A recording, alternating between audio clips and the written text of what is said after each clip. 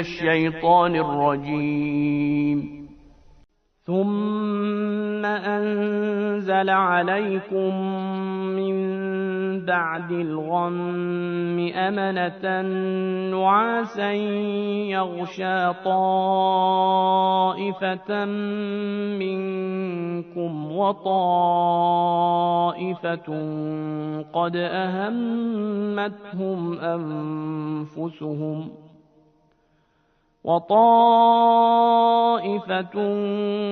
أهمتهم أنفسهم يظنون بالله غير الحق ظن الجاهلية يقولون هل لنا من الأمر من شيء قل إن الأمر كله لله يخفون في أنفسهم ما لا يبدون لك يقولون لو كان لنا من الأمر شيء ما قتلنا هاهنا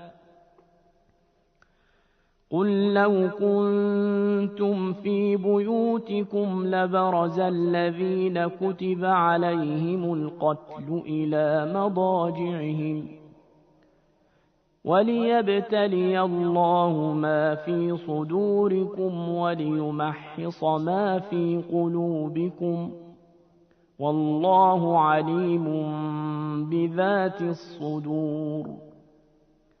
إن الذين تولوا منكم يوم التقى الجمعان إنما استزلهم الشيطان ببعض ما كسبوا ولقد عفى الله عنهم إن الله غفور حليم. يا أيها الذين آمنوا لا تكونوا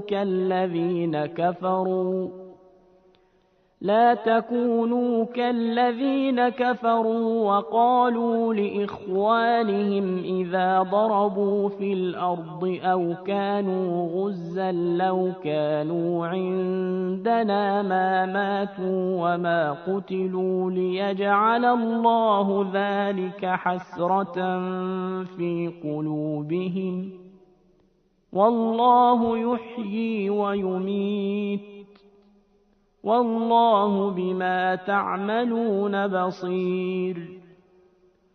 ولئن قتلتم في سبيل الله أو متم لمغفرة من الله ورحمة خير مما يجمعون.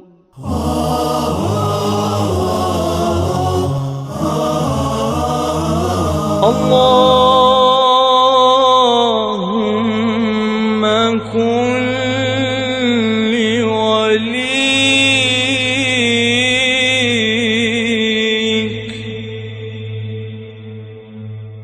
الحجة ابن الحسن صلواتك عليه وعلى آبائه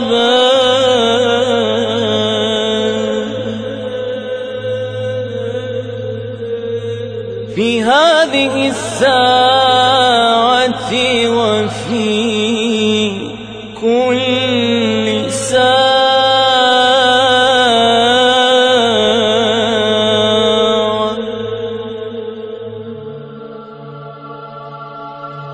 وليا وحافظا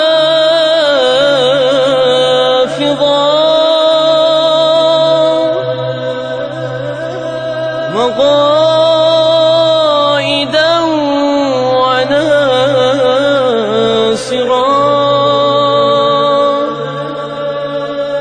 ودليلا وعينا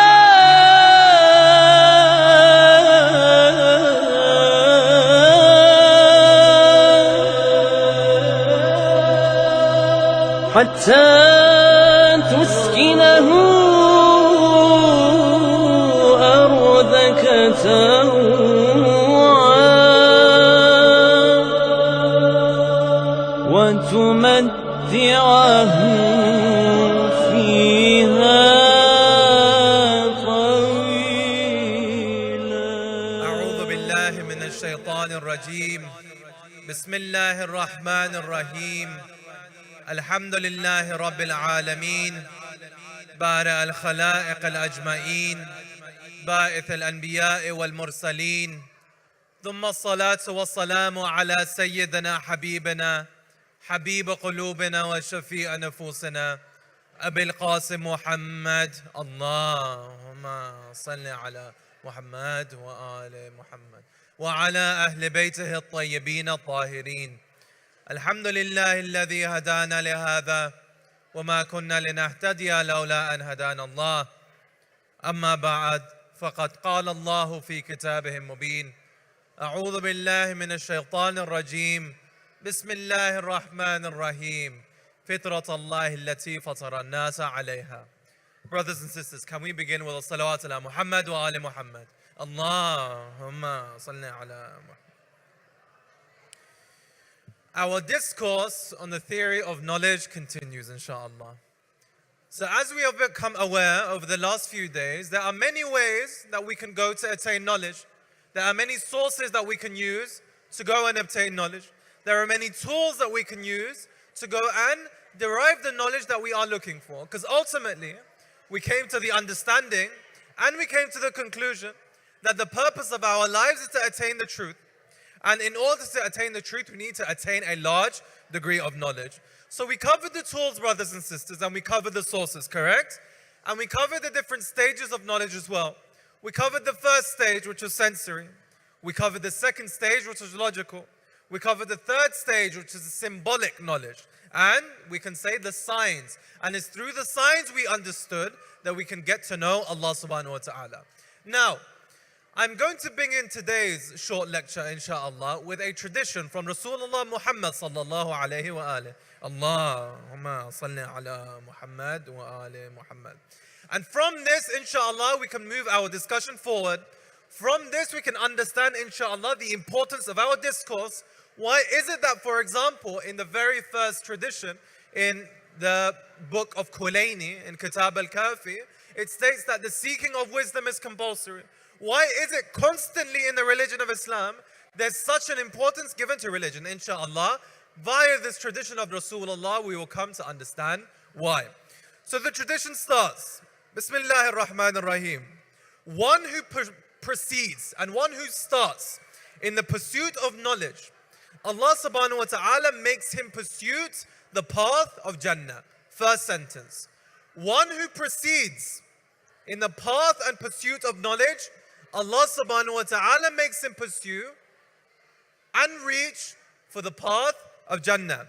The tradition continues.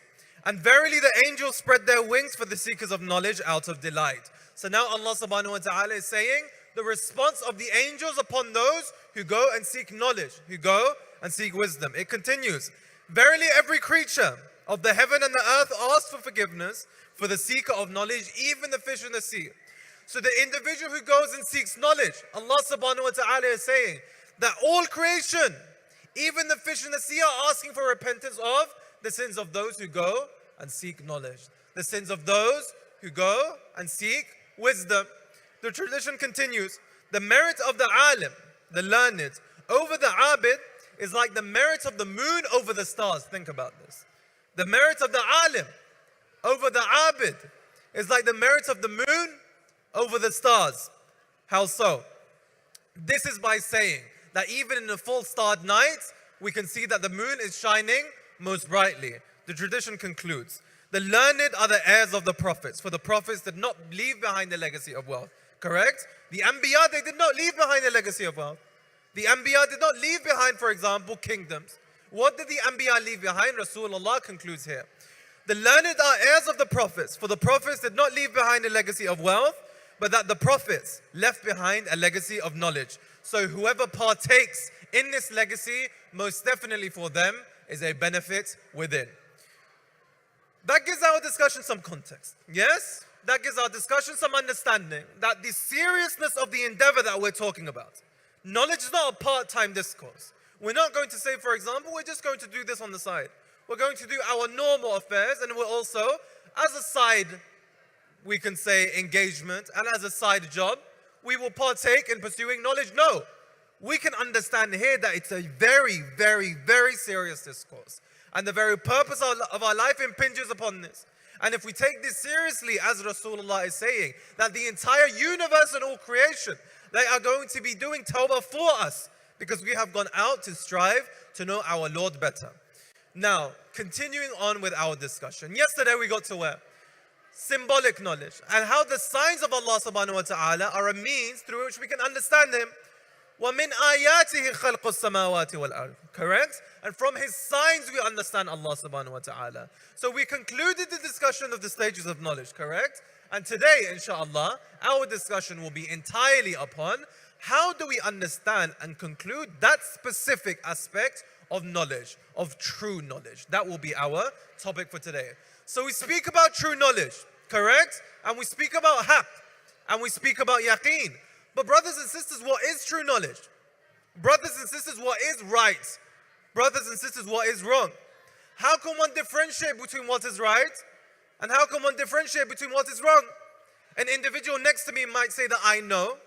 I might say that I know, but my knowledge is different from their knowledge. So now how can I as an individual verify that what they're saying is false and what I am saying is true? Or what they're saying is true and what I am saying is false? This is our discussion of today. How do we understand what true knowledge is? What is the definition of true knowledge? Because then and only then can we understand that our pursuit of ilm, our pursuit of Allah subhanahu wa ta'ala is simply that, to identify what true knowledge is. A tradition on what true knowledge is and where we can go for true knowledge is best epitomized from a tradition I mentioned, based upon the teachings of Amir al-Mu'mineen, Ali ibn Abi Talib, salawat ala Muhammad wa ali Muhammad. Allahumma salli ala Muhammad wa ali Muhammad. As I mentioned, if only this is taken into consideration, if only this tradition is taken into consideration, then our entire understanding of what haqq, of what truth and what falsehood is, will become summarized. I stated, someone went to Amir al-Mu'mineen and they said, Ya Amir al-Mu'mineen, you were a companion of Rasulullah, correct? He said, correct. He said, Talha, he was a companion of Rasulullah, correct? He said, correct. He said, Zubair, he was a companion of Rasulullah, was he not? Amir al-Mu'mineen said, yes. And he said, now me as a lay person, I see Talha and Zubair on one side. I see you on the other side. How am I supposed to choose where the truth is? All three of you are companions of Rasulullah. Now look at the genius of Amir al-Mu'mineen. Look at the genius of this response. And if we understand this response, we solve most of the issues we have in society today. Amir al-Mu'mineen said, you have the entire equation inversed. The individual said, how so? He said, you're looking at people and you're seeing if the truth aligns with them. You need to identify the truth and see if the people are aligning with that. We need to be able to be in a position to see where we are identifying the truth. Only when we identify the truth, we can see if the people are lining up to it. If we can't identify the truth, we are always going to put the truth in a group of people or in a particular individual, and then we will never be able to identify what is haqq and what is batil. So following on from the teachings of Amir al-Mu'mineen, our responsibility is to be objective in our pursuit. Our responsibility is to be objective in our endeavor to identifying what the truth is, in identifying what haqq is. Only then can we actually perceive who are on the sirat al-mustaqim, who are on the path of Allah subhanahu wa ta'ala, sirat al-ladhina an'amta alayhim, who are on this path that we are trying to go on. It's not about identifying the people, it's about identifying the path.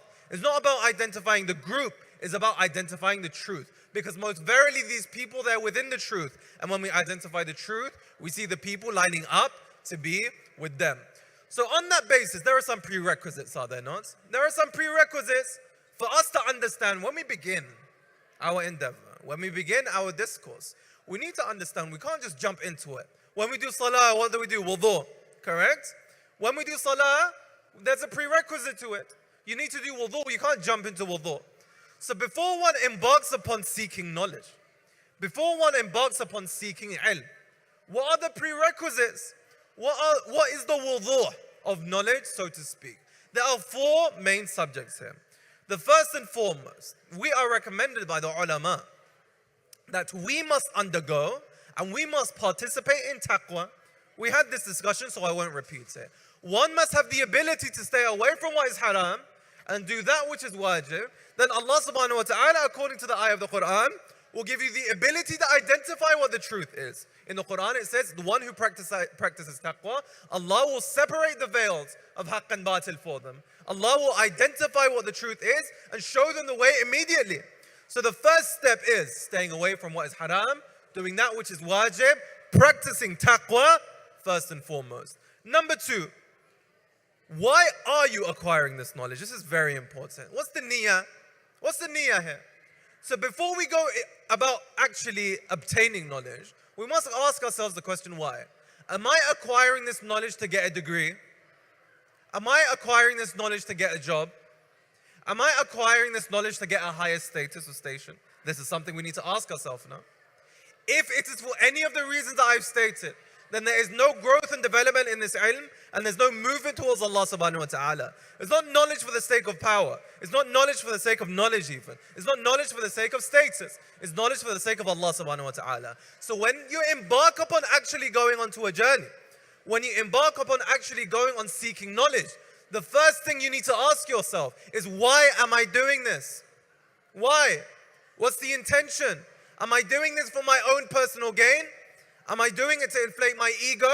Or am I doing it for Allah subhanahu wa ta'ala? If you are doing it for Allah subhanahu wa ta'ala, then you will never be disappointed. If you're doing it with Allah subhanahu wa ta'ala, you will always have motivation. If you're doing it for Allah subhanahu wa ta'ala, you will always have energy.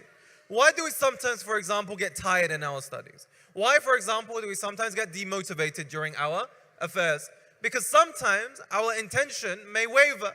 And it may go away from what our intention was to get close to Allah subhanahu wa ta'ala. And it might be, for example, to get that promotion.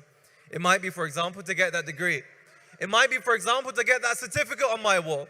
So whenever this intention is there, this takes us away from Allah subhanahu wa ta'ala, and this is not true knowledge. True knowledge is only that which is done with the intention of getting closer to Allah subhanahu wa ta'ala. Only then will we grow, and only then will we be following on the tradition narrated by Rasulullah that we will get closer to Allah subhanahu wa ta'ala. Number three, the third prerequisite, observe your behavior. When we are obtaining and acquiring this knowledge, how is my behavior changing? Am I becoming more arrogant? Am I becoming more rude? Am I becoming more of a confrontational individual? Am I becoming more argumentative? If we're becoming any of these things, how can I say this ilm is getting me close to Allah subhanahu wa ta'ala?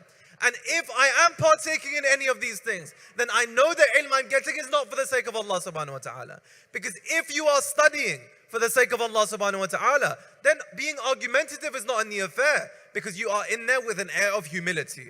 If you are studying for the sake of Allah subhanahu wa ta'ala, there would be no arrogance, because the humility is there because you know you are getting it from Allah subhanahu wa ta'ala. But if you are acquiring knowledge, and if you are attaining knowledge simply and solely so that you can get a higher job, a higher status, a better degree, then these actions are going to arise. The confrontation, the arrogance, yes? All of these arguments and all of these buhuth have got to do with the fact that the individual did not have the correct niyyah. The individual did not have the correct intention. So that's another good measuring tip that we can have, yes? Somewhat of a litmus test. How are we doing in our discourse of knowledge? How are we doing in our endeavor? If the more knowledge we're attaining, we're getting more arrogant, our niyyah is incorrect. If the more knowledge we're attaining, we're getting more humble, then most verily, we are upon the correct path. And finally, what's the last prerequisite we need to do before understanding what ilm and true knowledge is? We need to get knowledge from everywhere. We have traditions, for example, from Rasulullah that states, go and seek knowledge even if you have to go as far as China. Correct? We have traditions stating, well, go and seek knowledge where don't look at the individual. They don't have to be a mu'min, they don't have to be a Muslim. Go and seek knowledge. Go and seek ilm. We need to understand that this is again what links back to our point on niyyah. If our point is to get closer to Allah subhanahu wa ta'ala, we wouldn't be arrogant to get knowledge, for example, from an individual who is not a Muslim. We would not be arrogant, for example, to go and obtain knowledge for someone who is younger than us. We would not be arrogant enough to state, for example, we would not seek knowledge from someone who has less qualifications than us. This is the fourth and final prerequisite. We must be humble enough to understand and follow the teachings of Rasulullah, where he states very clearly that we must go and obtain knowledge from anywhere, from the correct source, however, from anywhere. And in this there is tawakkul. In this there is belief. In this we know that we have given this in the hands of Allah subhanahu wa ta'ala. We are going to maximize our pursuit, and only then will we be in a position to actually digest the ilm Allah subhanahu wa ta'ala has given to us, rather than passively sitting, reading, listening and digesting. So for the final 5 minutes, inshallah, I will continue with our topic of discussion. We were trying to devise a theory of knowledge, correct? Our 10-day lecture series was on what? We wanted to make a complete theory of knowledge on how me as an individual, I can now confront the universe and say that this is knowledge, this is how I am going to derive it, and this is how I'm going to identify Allah subhanahu wa ta'ala. So we spoke about those aspects and we spoke about those items. However, the discussion of today, as I have stated, is based upon true knowledge. Brothers and sisters, what is the definition of knowledge? We've spoken about this many times. What is the definition of knowledge? How would we go about defining it? There are many definitions for what knowledge is. And today, inshallah, if we have enough time, over the next few minutes, we will go through the common misconceptions of what true knowledge is, and then we will come to our understanding of what the Muslim ulama believe that the definition of true knowledge actually is. So, according to the classical scholars, true knowledge is what relates to the objective reality of that thing, correct? The classical scholars, they haven't been confused on this point. They said true knowledge is this: something that liaises with the objective reality of the essence of that thing, correct? Say, for example, I'm saying this is green. The objective reality would say that is green. Therefore, conclusion, this is green. So this is a good definition, but what are the issues with it? There are two subjects in ilm that would refute this. The first being history. Let's say Alexander, he conquered Persia. Yes? Alexander conquered Persia. How does that relate with my objective reality? I can't see it. It was in the past. It's not something that complies with my objective reality. So how can I say, for example, the definition of knowledge is that which complies with the objective reality? Because my objective reality isn't saying, for example, that Alexander conquered Persia. So this is the first refutation. The second refutation is what? Psychology. There is no objective reality here. If, for example, I say that a certain emotion influences my perception, how can I measure this in the objective reality? So this, again, is another refutation to the traditional point that knowledge is what? Knowledge is what objective reality is telling us is most similar to the essence of that thing. Okay, if this has refutations, what other definitions of knowledge do we have? The next definition of knowledge we have is that when someone says, when we have ijma, this is a very common definition of what knowledge is. When all of the learned men at that period of time agree that this is the truth, yes? Say we have 100 learned men in 2023. And all of these learned men, they say something. According to this theory, truth is if they say something is true. What's the issue with this point? It's a very simple issue, is it not? Ptolemy stated that the earth was the center of the universe, right? He stated that the earth was the center of the universe. This belief existed for 2,000 years. After 2,000 years, Copernicus came along and he said it's not the earth that's the center of the universe. It's the sun that's in the middle, and it's the earth that's rotating around that. So if we're going to use this argument that truth is that which is dictated by learned men, then we have two versions of truth here. And as we know, two versions of truth is absolutely impossible. So this definition of truth is that what has been accepted by ijma, by most of the population, is entirely null and void, and we can't accept that whatsoever. The next definition, truth is something that is useful. Now this is quite important. And this is important why? We need to understand the differentiation between something being true and something being useful. I ask you, brothers and sisters, can something be false and useful at the same time? Can something be false and truthful, useful at the same time? Think about this. It's an important question, no? So now we need to understand if truth and usefulness are two sides of the same coin, or they're separable entities. So let's try and investigate this over the next couple of minutes. Now, the answer to this question is that in particular cases, yes, we can separate something being useful to something being true. But in general cases, never. We can never separate truthfulness from usefulness. I'll give you an example. There's an old man. And this old man, his son has died. If this old man is now told that his son has died, is it useful to tell him, or would it be bad for him? It would be bad for him, would it not? So now, as in Islam, for example, we have if saying something that is false would save the life of someone who is innocent, at this point, it's useful, but it's not true. So we have two schools of thought here. Usefulness is one thing, and truthfulness is the other thing, but this is only, and this is, I'm going to reiterate this point again, this is only with juz'i scenarios. This is only with specific scenarios. Never in the realm of general discourse can we say that the truth is separate from what is useful. In every single general case, the truth is what is useful, and what is useful is what is true. So for example, there's a story in Sa'di's Gulistan, yes, for the Iranian dear brothers and sisters we have here. In the Gulistan, written by Sa'di, there's a story. And there's a story of a prisoner who came. The prisoner came in front of the king, and the prisoner was swearing. Terrible vocabulary. Swearing in front of the king.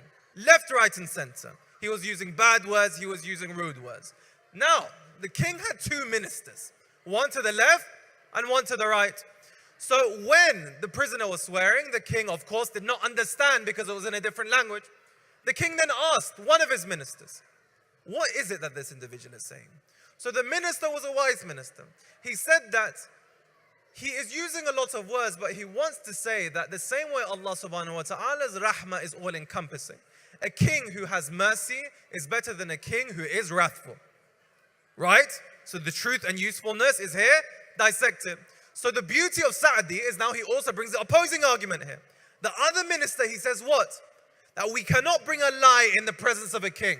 And then he told the king exactly what happened. He called you this, and he called you that. He called you this name, and he called you that name. What is it that the king said? He said what the first minister said was more preferable to me. Because what was said to me in the first place was what? What was said to me in the first place was that a falsehood resulting in reconciliation is better than the truth producing trouble. Juz'i. A falsehood causing reconciliation is better than a truth causing trouble. However, I again reiterate the point that this is only with the juz'i situation. This is only with specific scenarios. When it comes to the kulli argument, there is no doubt that what is good is what is useful, and what is useful is what is good. The question arises, and I'm going to conclude my discussion. Why do we need the Quran? Why do we need the Anbiya? Humans have a sense of morality, no? You don't need religion for a sense of morality. This can be argued, but let's accept it. Humans, they have a sense of morality. We know what's right and what's wrong. A child sees someone getting murdered, they cry. A child sees pain, they cry. We have an innate sense of morality. So even if we assume that the human being has an innate sense of morality, I've had this question come many times. What's the purpose of religion then? If we all have an innate sense of what's good and what's bad. Exactly what I mentioned is the point. On a general level, of course we know what's good and what's bad. But on a juz'i level, we have no understanding of what's good and what's bad. And only the Quran, and only the Anbiya, and only the Ahlul Bayt can provide us an understanding on the juz'i aspects of what's good and what's bad. What's pak and what's najis. What's accepted and what's not. What's mustahab and what's makruh. What's wajib and what's haram. On the juz'i level, this is where we need the Anbiya. On the juz'i level, this is where we need the ma'asumeen. And even on the kulli level, because I'm not buying that argument that humans have this innate understanding of what's good and what's evil on all cases, no. But even if we assume that's correct, most definitely on the juz'i level, we have no understanding. If I was to tell you, for example, prove to me this is najis and this is tahir. Impossible. We need guideline, we need direction. We need some wahyu, we need some ilham that tells us this substance is najis, is going to take you away from that state of tahara. This substance is tahir. It's going to take you closer to that state of tahara. So I had some more points, however, my time has now concluded.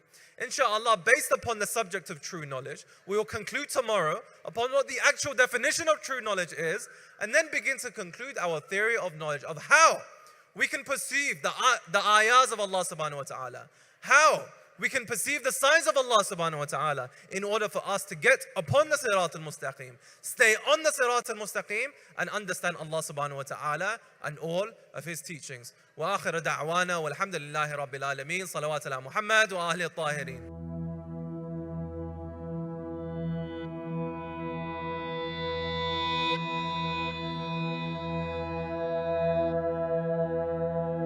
Allahumma Rabba shahr Ramazan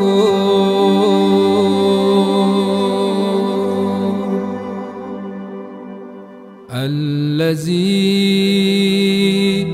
anzalta fihi al-Qur'an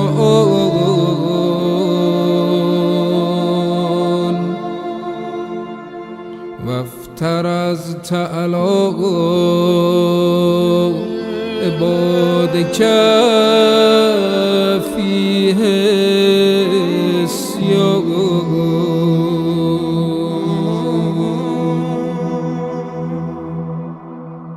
صل على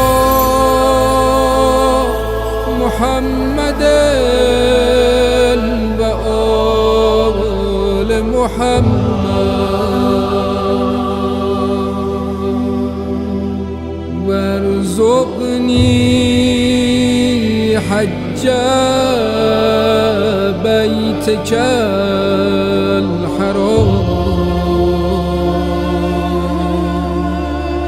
في يومي هذا وفي كل آن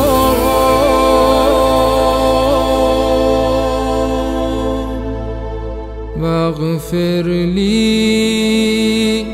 تلك الذنوب العظام فإنه لا يغفر غيرك يا رحمن يا الله. بسم الله الرحمن الرحیم. محضر همه شما خوبان و عزیزان و عباد صالح که در این ماه مهمان خدا هستید، در ماه پربرکت و پرفضیلت رمضان، عرض سلام و ادب و احترام دارم و خوشحالیم که این برنامه رو همون گونه که در روزهای گذشته میدیدید همچنان از مرکز اسلامی انگلیس مشاهده می‌فرمایید. دیدن فیلم ها و یا عکس هایی که قانون کلی رو میگیم، بعد خود فیلم رو یه مقدار بیشتر توضیح میدیم. دیدن فیلم ها یا عکس هایی که مبتذل هستند به لحاظ اخلاقی، گرچه دیدن اونها دیدن خود شخص نیست، یعنی به صورت حقیقی شخصی رو نمیبینه، زنی رو، خانمی رو اوریان یا نیمه اوریان یا در حال سکس نمیبینه، ولی خود این دیدن فیلم یا دیدن عکس هر دو فرق نمیکنه، به خاطر عوارض سوئی که داره و به خاطر مفاسدی که حتما به دنبال داره و نباید در اون شک کرد. در فتاوای مراجع معظم تقلید و در احکام شرعی این گونه آمده که گرچه وجود حقیقی نداره، مثل فضای مجازی، فرق نمیکنه، حالا به هر صورتی در فضای مجازی میبینه یا جای دیگری میبینه، جایز نیست، حتما مفسده داره، در این شک نکنیم. ممکنه توجیه کنند و بگن که خب ما قصد بدی نداریم، از این طریق ما میخوایم زبان رو تقویت کنیم. یا مثلا فرض کنید که موارد دیگری رو آموزش ببینیم که چاره‌ای جز این نداریم که اون کسی که آموزش میده با این وضعیت مبتذل در این فیلم هست. آیا این توجیه شرع پسنده؟ آیا این توجیه مجوز شرعی میشه برای اینکه اون بیننده بتواند فیلم رو ببینه؟ خیر، پاسخ منفیه.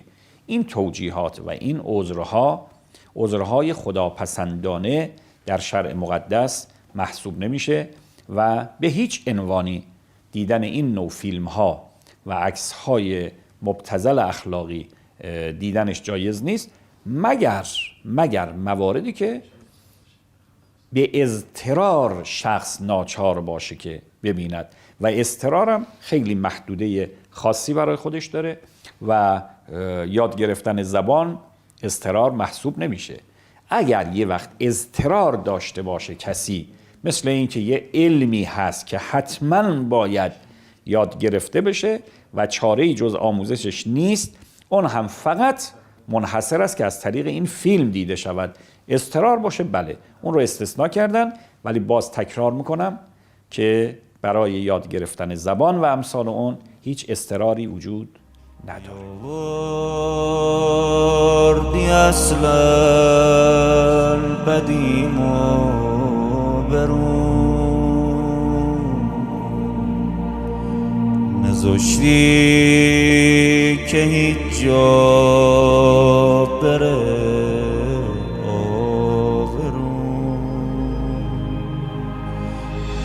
تنها نذاشتی دل خستمو گرفتی توی قصه ها دستمو،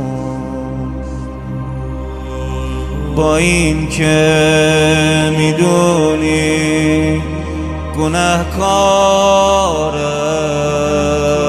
دوستم داری، دوست دارم،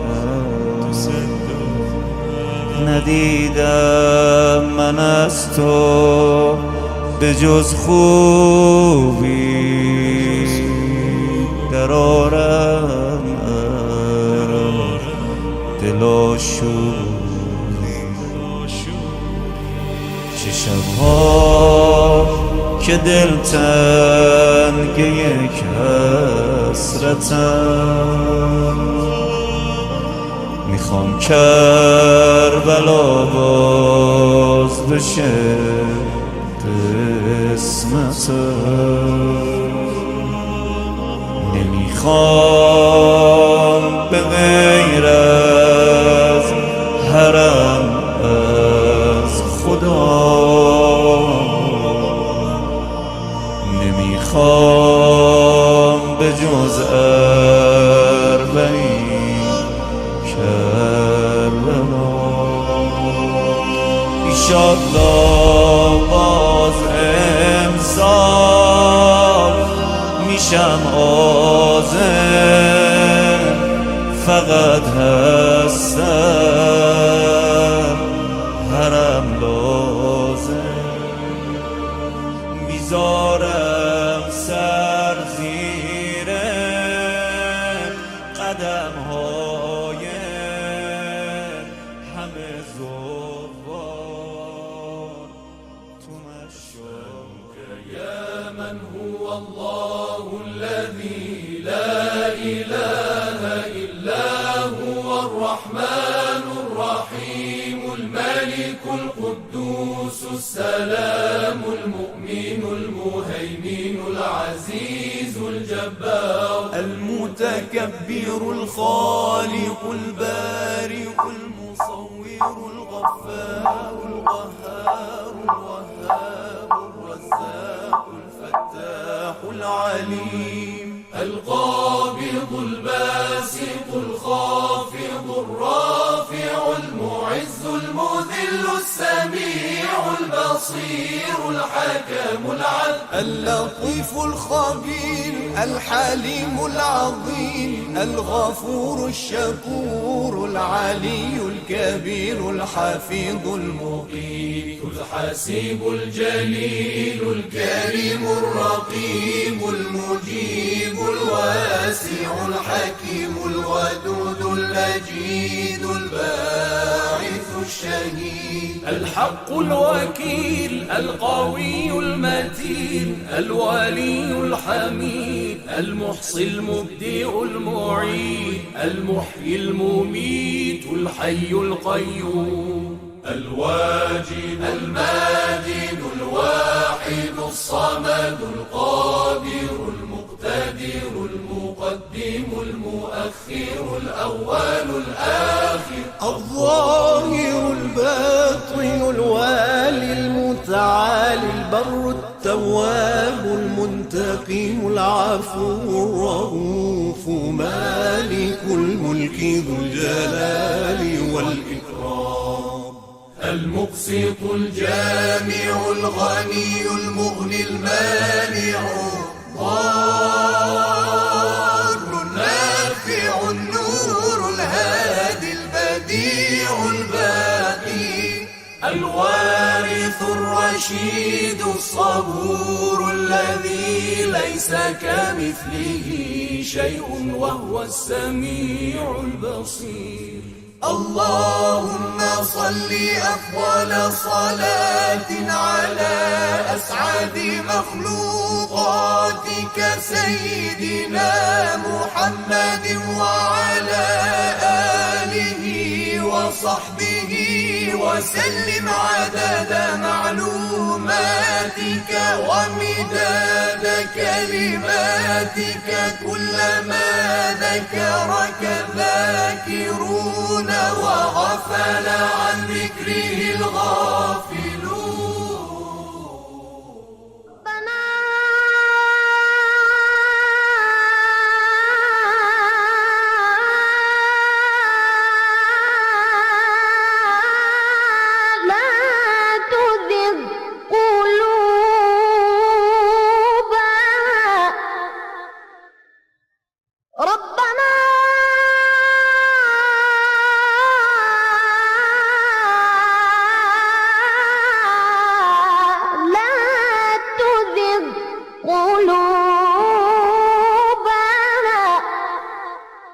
بعد إذ هديتنا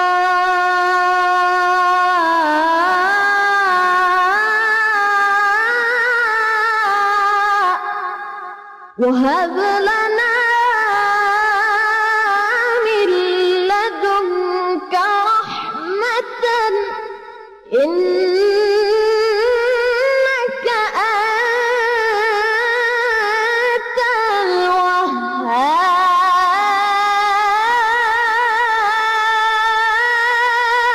الوهاب ربنا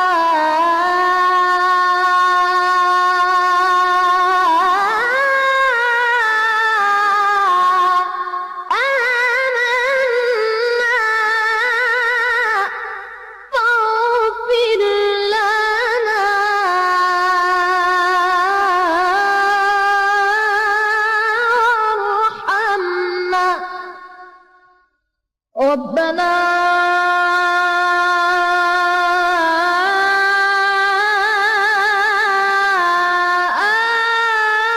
آمنا فاغفر لنا وارحمنا وأنت خير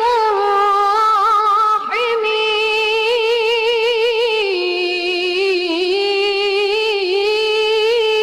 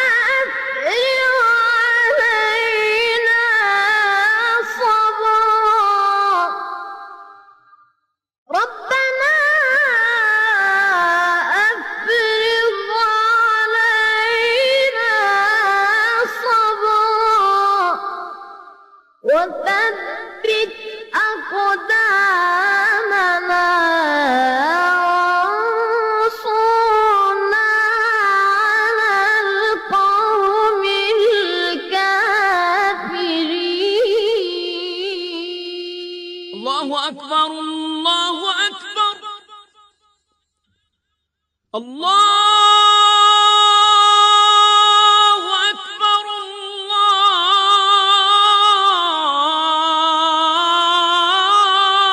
الله أكبر أشهد أن لا إله إلا الله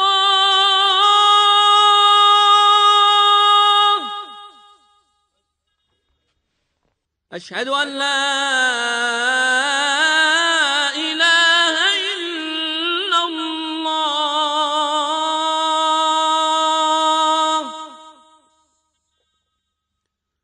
أشهد أن محمدًا رسول الله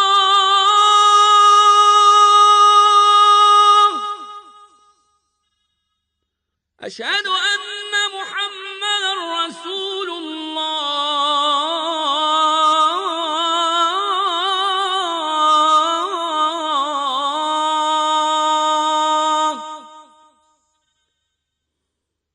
أشهد أن عليا ولي الله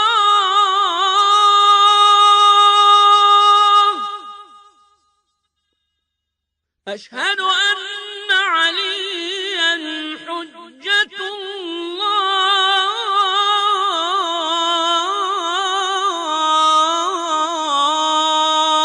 الله حي على الصلاة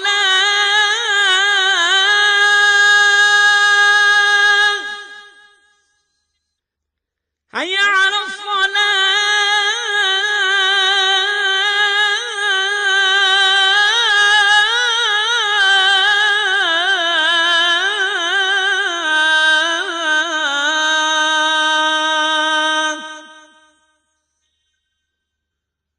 حي على الفلاح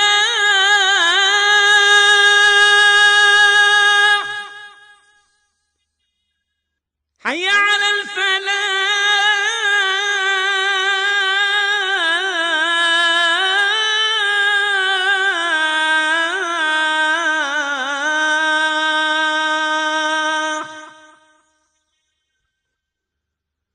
حي على خير العمل حي على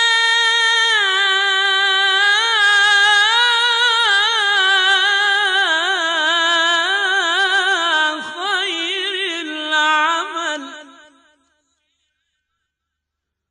الله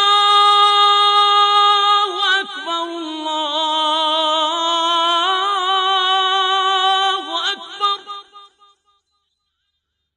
لا إله إلا الله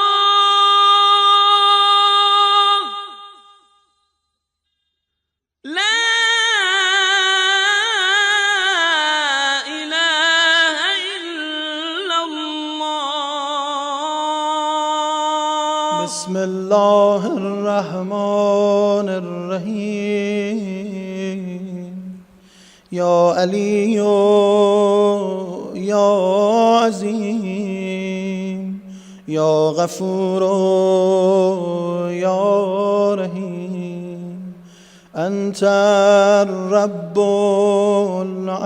العظيم الذي ليس كمثله شيء وهو السميع البصير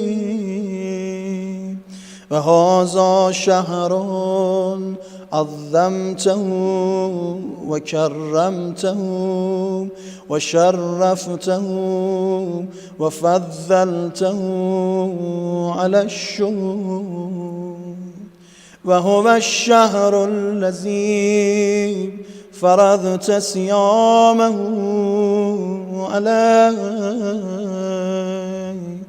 وهو شهر رمضان الذي أنزلت فيه